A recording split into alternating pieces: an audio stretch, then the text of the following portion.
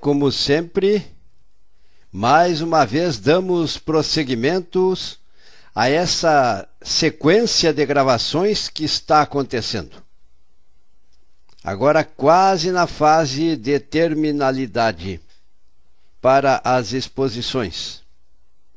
Mas hoje falaremos sobre a Gênese e a Vida, número 31. E abordaremos as predições segundo o Espiritismo, enfocando a teoria da presciência. Mas não sem antes suplicar a Divina Providência que nos ajude para que possamos, no percurso deste trabalho, termos o auxílio providencial dos bons espíritos, para que possamos, nesse percurso, atingir os objetivos almejados e que corresponde à expectativa, tenho certeza quando digo, da espiritualidade. Eu faço sempre esta súplica em nome do Divino Mestre Jesus.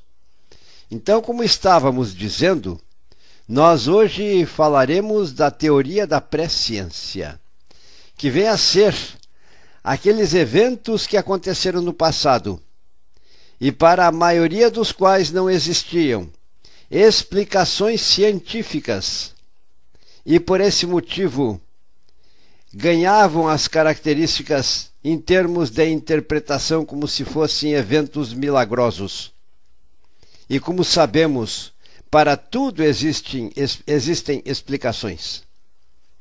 Nossas análises partem da gravação anterior, na qual já nos é possível entender aquele que, na alegoria exposta, já subiu a montanha, fato que falamos na gravação passada, e conhece os detalhes da subida, bem como as dificuldades da ascensão, possui condições e experiências para orientar a escalada daqueles que pela primeira vez estão para realizar o mesmo percurso. Nesse caminho alegórico proposto, sabemos que, dentro da eternidade, existem espíritos que já fizeram o percurso evolutivo e se acham em um patamar de pureza e progresso muito alto. Esses espíritos são os co-criadores do Pai, emissários divinos que vêm à Terra trazer seus ensinamentos que impelem as personalidades almas na aceleração do seu processo evolutivo. Bem se compreende, pois, que, em conformidade com o grau de sua perfeição, possa um espírito abarcar um período de alguns anos, de alguns séculos, ou mesmo milhares ou bilhões de anos. Com base nessa realidade, sabe-se que Cristo, comandando outros espíritos siderais, vieram à Terra quando ela ainda estava em fase de formação e era um mundo primitivo e desprovido de vida. Preciso é que se diga também, como uma rápida revisão, para darmos a coerência necessária a estas exposições, tal fato afirmado por Emmanuel no livro A Caminho da Luz e psicografado por Francisco Cândido Xavier, fato que aconteceu a 17 de agosto até 21 de setembro de 1938. Escreveu uma obra, pois, em uma exiguidade de poucos meses, e que traz um conteúdo que somente puderam ser interpretados com coerência, com base nas realidades científicas no ano de 1953. Mas Cristo, neste mundo primitivo, estabeleceu as balizas diretrizes que norteiam a vida das humanidades que vieram para cá para evoluírem. No campo científico, temos a dizer que em 1924, Alexander Ivanovich Oparin começou a investigar fatos relativos à atmosfera primitiva e ao surgimento dos seres vivos. Em 1903, ou melhor, em 1936, através da obra Origens da Vida, sugeriu as primeiras explicações detalhadas para a origem dos seres vivos a partir das substâncias orgânicas iniciais que naquela época existiam no planeta. Em 1953, Stanley Miller comprovou em laboratório que as explicações de Oparin eram uma verdade científica. Só então começaram a ser aceitas estas verdades como a origem da vida no planeta, onde processos físicos, processos químicos, precisaram, digamos assim, acontecer para que surgisse no oceano primitivo aquilo que Emmanuel depois foi chamar de sopa química, e da qual falaremos logo logo. Em prosseguimento nessas considerações, é bom lembrarmos: a doutrina espírita é filosofia, é ciência e é religião.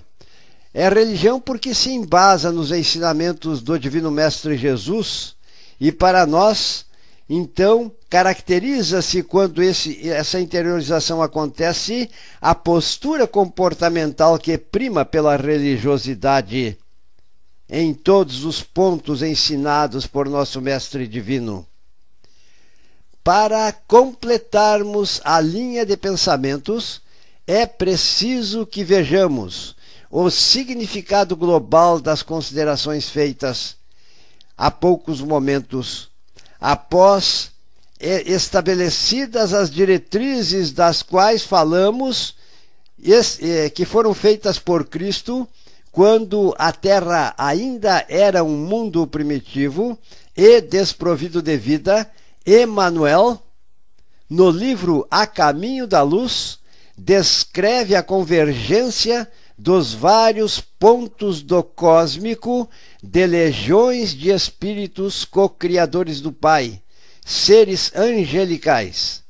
E foi ainda usando os dizeres de Emmanuel, quando então o oceano tornou-se uma sopa química, rica em substâncias orgânicas, necessárias para o surgimento dos primeiros seres vivos. Conforme já disse há poucos momentos e repito, em 1953, em laboratório, foi demonstrado que Oparin estava certo e que as informações descritas por Emmanuel são eventos que coincidem e correspondem à verdade da ingerência divina na formação da vida do nosso planeta. Todos esses argumentos desenvolvidos apresentam o propósito da demonstração de que o Espiritismo é filosofia e também vale-se da ciência para demonstrar muitas verdades que são também via mediúnica, tal como aconteceu com o livro A Caminho da Luz, proporcionadas, e as informações da espiritualidade estão fechando-se, estão concordando com as descobertas científicas que a evolução humana já amealhou. Então, porque Cristo é nosso modelo e guia em nossas atitudes, pensamentos e relações humanas, não temos outra alternativa que não seja a de primarmos pela religiosidade em nossas atitudes para com nós mesmos e também para com os nossos semelhantes. Retornando às nossas considerações, Deus enviou emissários divinos, que foram médiuns, que reencarnaram no transcurso evolutivo da humanidade. Agora referimos-nos à humanidade. Deus é Pai de todos nós e não deixa seus filhos abandonados à própria sorte. A história da humanidade que antecede a época atual está repleta de acontecimentos e de ensinamentos proporcionados para auxiliarem os homens na sua trajetória evolutiva. São os profetas citados nos textos bíblicos.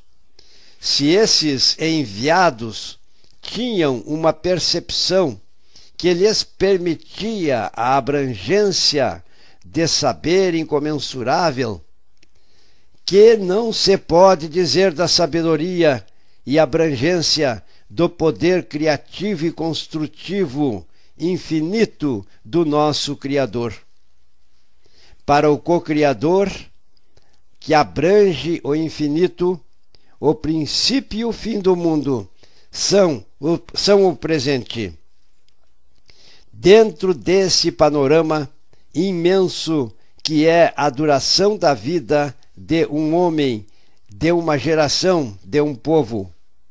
Nesse contexto, os profetas enviados divinos trouxeram em si o saber e a sabedoria de milênios para orientar as humanidades em meio às quais viveram.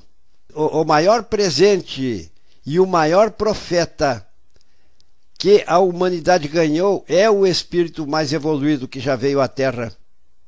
Foi o Divino Mestre Jesus, nosso modelo e guia, e também de toda a humanidade.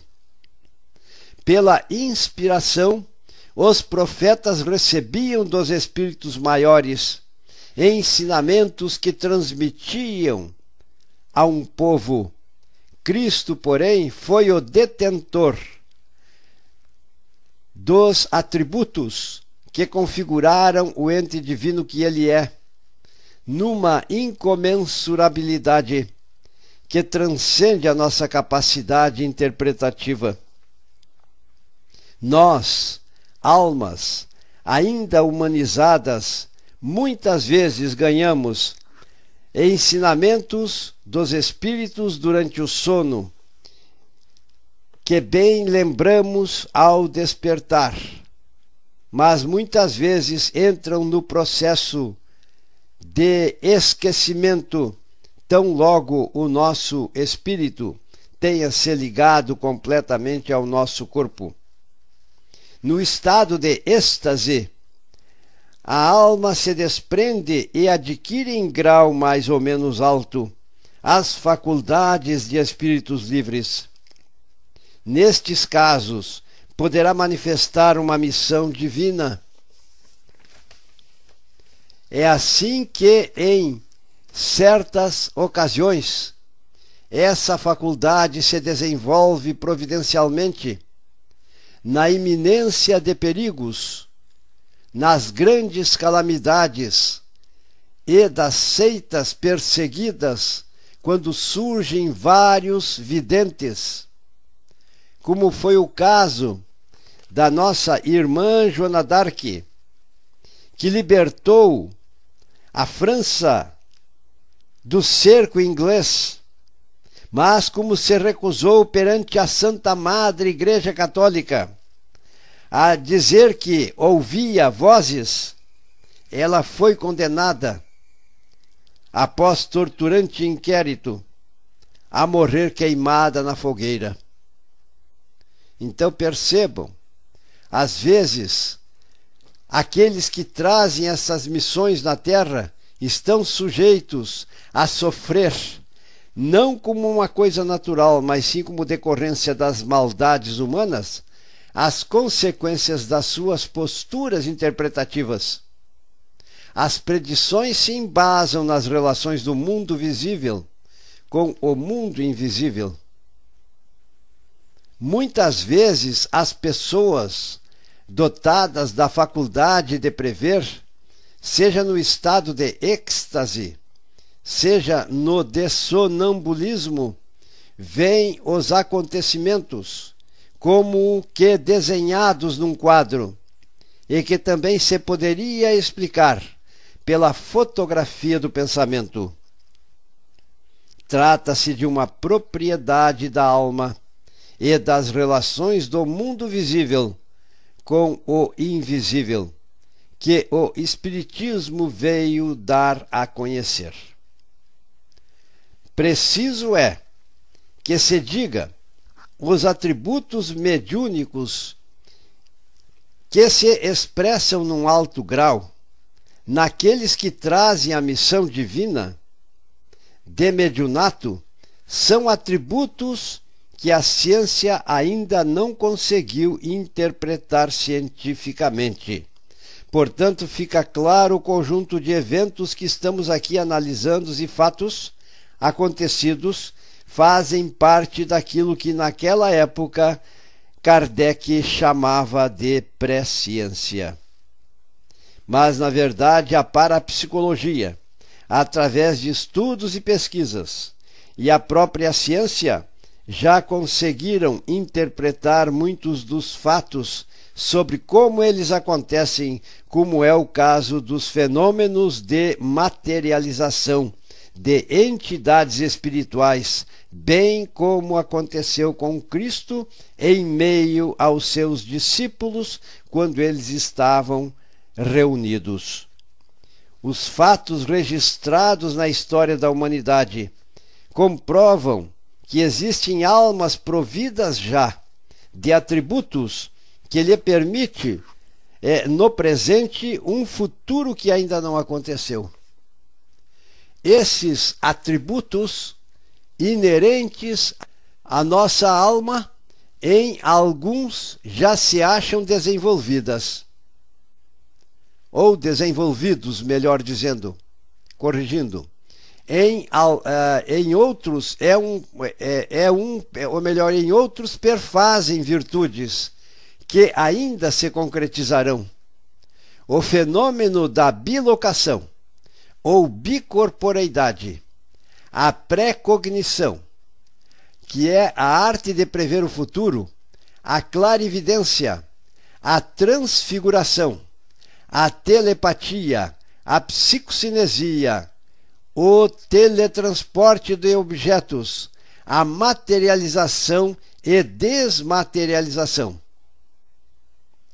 Todos esses são fatos pendentes ainda de explicações completas, mas para eles já existe, em muitos casos, um certo percurso em termos de entendimento percorrido.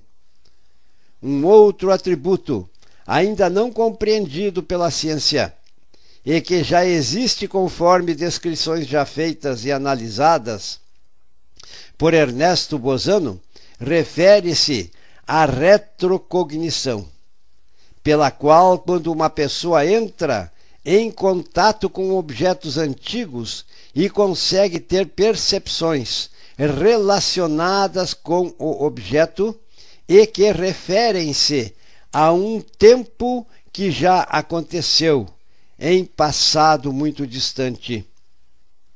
E as pessoas providas deste atributo conseguem até mesmo fazer descrições relacionadas com o passado, nos lugares onde este objeto permaneceu ou esteve ou teve a sua origem.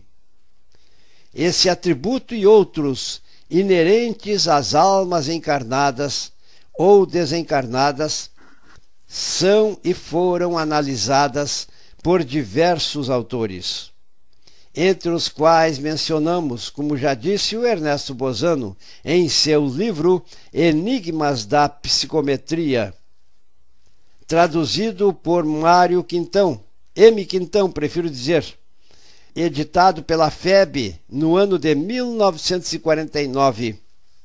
Ainda citamos, do mesmo autor, fenômenos psíquicos no momento da morte, com prefácio de Carlos Embaçaí. A tradução foi feita no ano de 1948. Um atributo que é adquirido pelas almas que atingiram um patamar de grande hierarquia psíquica é a de ter a percepção de fatos próximos de si ou a grandes distâncias. Percebam bem, meus irmãos, que nós estamos fazendo esses enfoques devido à dificuldade não só da ciência do presente, mas também da credibilidade das pessoas em relação a esses fatos, que muitas vezes são interpretados como atos de charlatanismo, mas que a história, mesmo quando tomada como base, a interpretação estatística, revelam-se como verdades. Tamanhas são as vezes em que estes fatos são relatados. Esses atributos todos inerentes a uma alma são parte da nossa competência no dia quando completarmos a nossa trajetória evolutiva, ficam amortecidos ou anulados parcialmente, quer dizer, ficam em latência, porque os mesmos, entrando num processo de esquecimento durante a reencarnação, as pessoas não conseguem perceber que possuem esses atributos.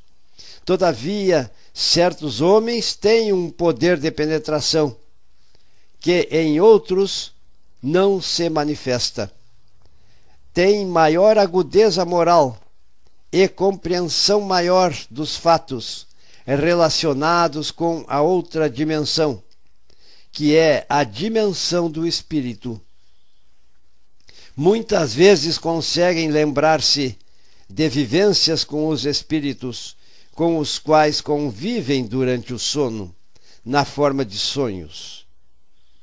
Percebam, então, quanto campo relacionado com as nossas potencialidades em processo de desenvolvimento existem e que em alguns seres espirituais encarnados já estão desenvolvidos e por este motivo eles fazem parte da história com as suas revelações, com os seus ensinamentos, com as suas diretrizes que servem para acelerar o processo evolutivo do homem que vem a ser as almas encarnadas.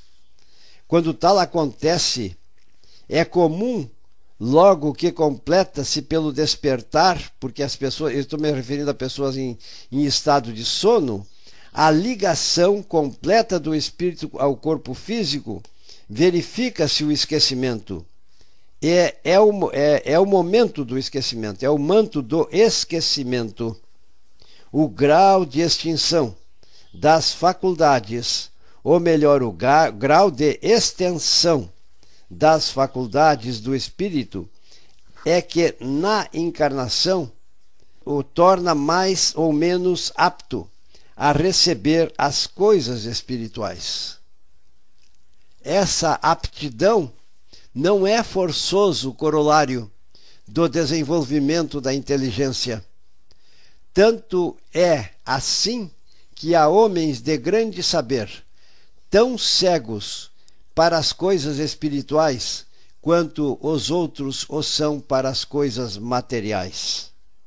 E neste campo estão os existencialistas, estão os materialistas, estão os positivistas, muitas vezes arraigados na sua potencialidade inteligente, que não tem tempo de pensar nas coisas relacionadas com a essência única que interessa a todos nós, que é a nossa alma, que foi criada por Deus e destina-se a existir pela eternidade toda.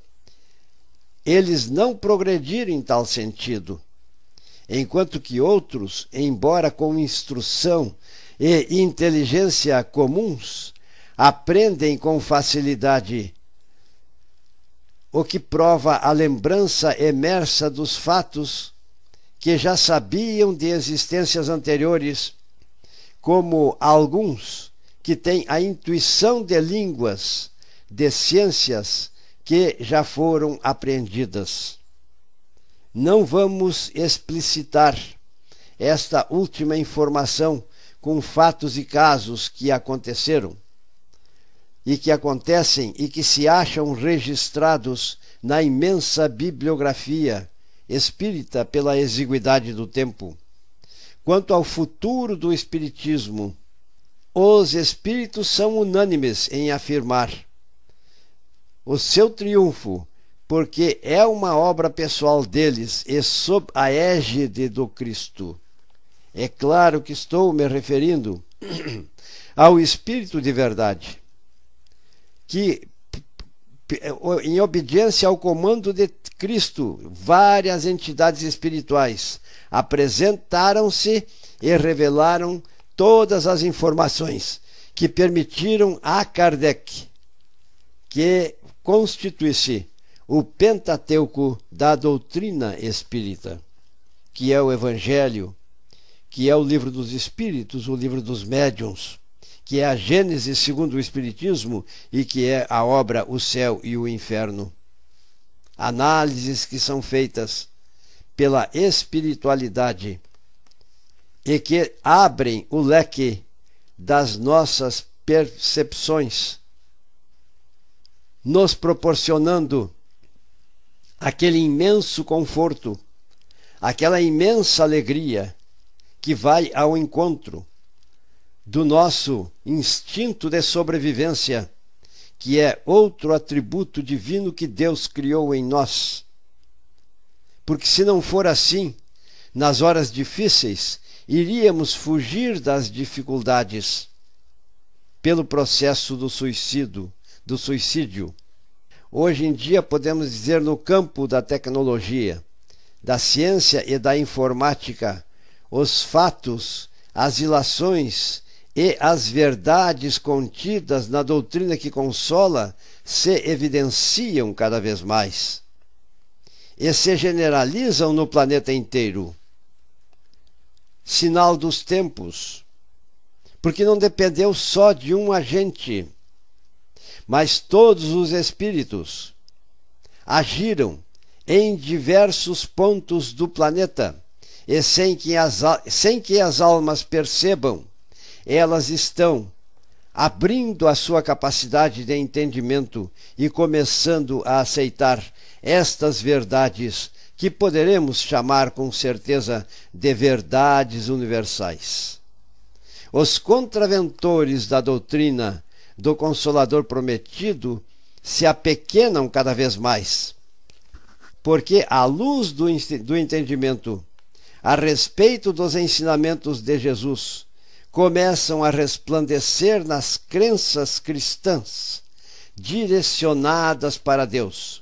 São verdades universais que viabilizam e viabilizarão a salvação de todas as ovelhas do rebanho do Pai, que simbolizam, que simbolicamente representam a humanidade inteira. E, não obstante esteja ainda longe da perfeição crística, nestes termos prosseguem no caminho da evolução espiritual, dentro da eternidade, neste trajeto arquetipado por Deus e viabilizado por Cristo. E os outros enviados de Deus, os profetas, que antecederam a Cristo e que fazem parte dos textos bíblicos, que comportam a riqueza em termos de interpretações para o crescimento do homem ao longo da história que já aconteceu e que ainda apresentam a utilidade nos tempos presentes para as almas em seus patamares evolutivos em graus diferentes. Podemos dizer, genericamente, que essas análises são expressas pela nossa doutrina e estão dentro dos desígnios divinos. E, não obstante assim, não pensem os contraventores. O destino evolutivo e a purificação das almas acontecerão por um meio ou por outro, se não acontecem pela prática do amor, verificar-se-ão pela prática, ou melhor, pela vivência da dor, do sofrimento. Tal como hoje pode-se dizer, a humanidade inteira em quase todo o planeta se acha mergulhado em experiências dolorosas como consequência do mau uso que fizeram do seu livre-arbítrio em existências pregressas. Através das leis divinas instituídas pela inteligência suprema que é Deus, tudo se cumpre. E ele arquetipou para todos os seus filhos um destino que eu digo único, que é serem felizes e afinizarem-se com as forças do bem e também com a inteligência suprema, causa primária de todas as coisas. Com isto quero dizer que não existem almas que irão perder-se. Não existe para o espírito o inferno. Porque o Pai que ama verdadeiramente com amor infinito não tem essas atitudes finitas. Deus não é antropomórfico. Nós poderemos nos assemelhar a Deus na nossa trajetória evolutiva em processo de crescimento. Mas Deus não nos fez previamente para sermos a sua imagem e semelhança, como se esta inteligência, este ente supremo, fosse um velho com barbas longas. Deus é a inteligência suprema e transcende a nossa capacidade para defini-lo. Mas a verdade é que, pelas suas obras, não tem outra conclusão a qual poderemos chegar, que é a de que Deus existe. As expressões citadas resultam do fato de que todos nós temos livre-arbítrio em nosso trajeto evolutivo. Nesse percurso, o progresso espiritual, aplicam-se os ensinamentos pelos quais a semeadura é livre e a colheita é obrigatória. Na medida em que medimos, com que medimos, seremos medidos. Aquele que com ferro fere, com ferro será ferido. Isto são os ensinamentos que o Divino Mestre Jesus deixou para nós. A lei de causa e efeito, implícita em todos os seus ensinamentos. Tomando por base a história da humanidade, justifica-se a dor e os sofrimentos dos homens, todos. Para nós, porém, que temos a crença absoluta nos dizeres do Divino Mestre Jesus, sabemos que o Pai recomendou a ele, o Cristo, que nenhuma das ovelhas do seu rebanho deverá perder-se, nenhuma se perderá. O rebanho de Deus é a humanidade inteira. A eternidade existe para a concretização deste propósito evolutivo de auto-perdão, reparação de faltas, compensações para o uso mau que fizeram do livre-arbítrio, até o dia em que os seres humanos, todos, sem exceção, irão dentro da eternidade, na eternidade, adquirirem aquelas condições que é a de serem espíritos puros, sábios e benfazejos. Quanto ao tempo, sabemos da sua relatividade no espaço. Em cada sistema solar, o tempo é relativo. No nosso sistema solar, o tempo depende do tamanho e duração da órbita do planeta em torno do Sol. Aqui na nossa Terra está estabelecido como sendo de 365 dias. A rotação em torno de si mesmo em 24 horas e assim sucessivamente. No que tange, para finalizarmos essa etapa das análises, aos profetas, podemos dizer que a humanidade contemporânea também conta seus profetas. Mais de um escritor, mais de um poeta, literato, historiador ou filósofo, hão traçados os escritos, a marcha futura de acontecimentos, a cuja realização agora assistimos. Essa aptidão, sem dúvida, decorre muitas vezes da retidão do juízo no deduzir as consequências lógicas do presente, mas, de outras vezes, também resultam de uma especial clarividência inconsciente ou de uma inspiração vinda do exterior. O que tais homens fizeram quando vivos, podem, com razão mais forte e maior exatidão, fazer no estado de espíritos livres, quando não há visão espiritual obscurecida pela visão material. Percebam, meus irmãos, quantas ponderações comportam ser realizadas no que tange a isso que Kardec chamou de presciência, mas que para elas, passo a passo, nós iremos descobrindo e entendendo que na dinâmica do Pai, Ele é a presença viva e concretizada de toda a sua criação. E Ele é que tem todos os conhecimentos. Quando nós nos apropriamos de algumas áreas destes conhecimentos, apenas estamos aprendendo a respeito de fatos chamados científicos, mas que foram previamente concretizados pela sabedoria divina desta inteligência suprema, causa primária de todas as coisas. Esse é o Deus no qual todo espírita acredita, e para ele formulamos as nossas súplicas de que essa humanidade possa fazer seu percurso num trajeto tão pouco doloroso quanto possível.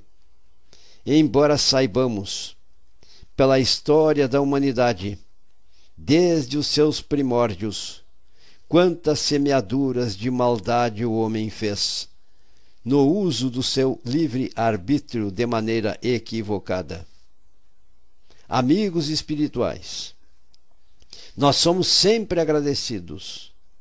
Sabemos pela ajuda que vocês nos proporcionam.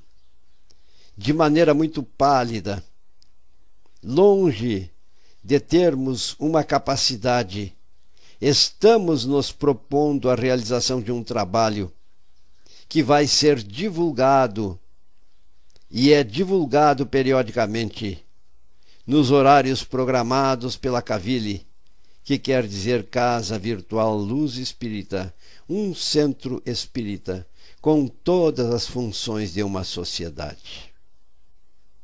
É para este propósito que este projeto está se realizando. E é com este propósito que estamos procurando fazer o percurso deste caminho, contanto que sejamos amparados pelos espíritos maiores, que almejam tão somente a felicidade, o progresso e a paz para todos nós, espíritos encarnados e desencarnados. Obrigado, Divino Mestre. Obrigado, mentores amigos. Obrigado, Maria de Nazaré. Obrigado, Jesus, por estas oportunidades que nos estão sendo ensejadas, e que assim seja.